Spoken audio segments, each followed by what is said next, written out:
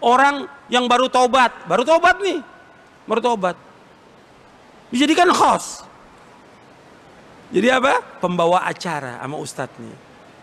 Ini yang bodoh nggak tahu siapa nih, apa ustadznya apa hostnya yang bodoh ini. Mantan penyanyi, mantan pelawak, mantan ini, dia tobat, disuruh tobat belajar, bukan kemudian dia angkat suruh ceramah. Ini ustadznya yang bodoh kalau seperti ini. Ada nggak? Saya mau tanya Pak, ada nggak? Ada terjadi. Nggak boleh. Ini menyimpang dari manhajus salaf. Nggak pernah ulama salaf mengangkat orang-orang pelaku maksiat, taubat dia angkat untuk ngisi. Nggak ada. Orang pendeta baru masuk Islam, bukan suruh ngisi, belajar agama yang benar, nuntut ilmu sampai paham dia tentang akidah, tentang ibadah, tentang manhaj, paham dia. Nggak dipanggil kemana-mana suruh ngisi. Akhirnya apa? Ilmunya dia yang dulu yang disampaikan kepada umat Islam, yang ada apa? Syubhat semuanya, bukan ilmu. Nggak boleh dalam Islam. Orang pelaku dosa dan maksiat disuruh oleh Allah untuk apa? Tobat.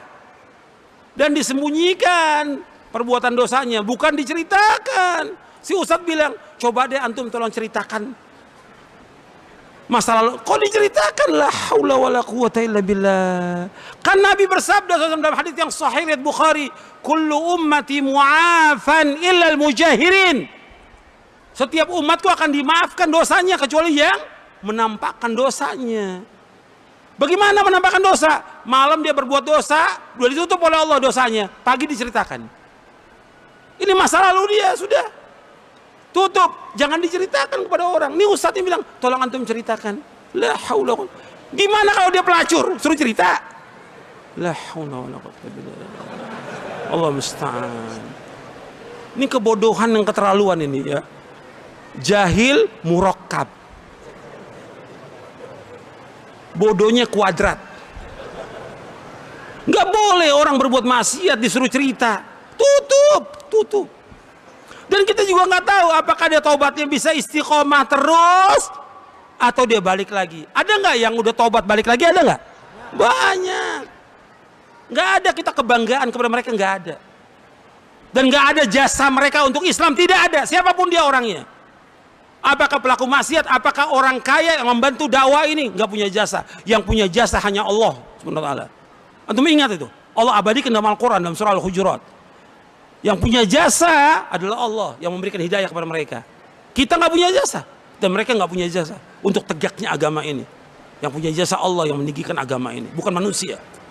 Antum ingat itu. Siapapun dia orang kaya membantu dakwah, dia nggak punya jasa.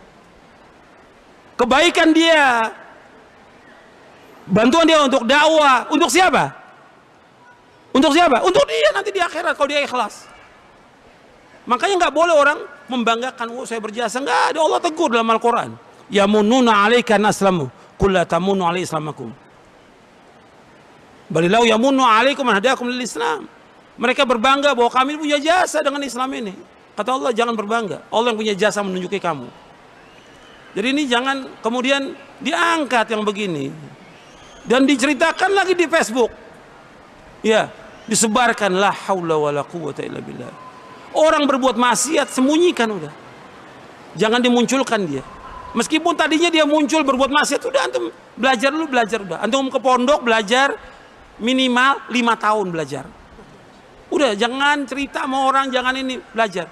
Antum mau nggak selamat dunia akhirat? Antum mau masuk surga apa enggak?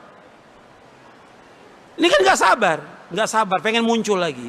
Dan si ustadznya juga membawa lagi. Kalau ceramah ada artisnya. Tanya kepada ustadznya, ustadz ini ustadz apa artis? Gitu. Ini udah keterlaluan ini, udah menyimpang dakwah ini, menyimpang. Ini juga pelanggaran yang harus diingatkan yang seperti ini. Jadi ilmu ini penting. Ilmu bukan hanya tentang ngerti Quran, sunnah, bahasa Arab, bukan, tapi juga tentang dakwah ini harus tahu dia. Harus tahu. Sampai sini paham atau tidak ini? Paham ya? Ini saya cerita nyata loh ini. Bukan dongeng. Nyata ini.